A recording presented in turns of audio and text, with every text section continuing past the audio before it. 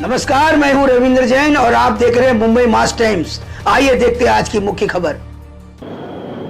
खरं म्हणजे निरर्थक वाद उभा झालेला आहे।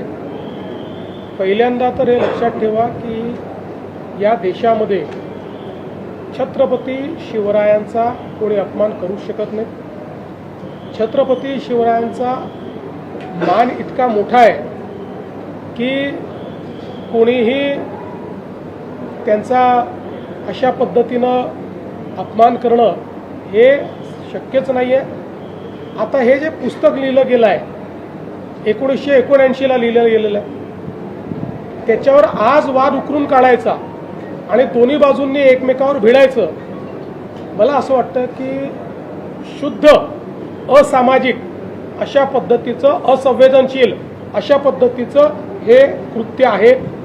मला असं वाटतं आक्षेप घेणाऱ्याने पुस्तक वाचलं आहे की नाही मला माहिती नाही, आंदोलन करणारे तिकडनं जे आलेले आहेत ते आपण कशाकरता करतो हे त्यांना माहिती आहे की नाही मला माहिती नाही।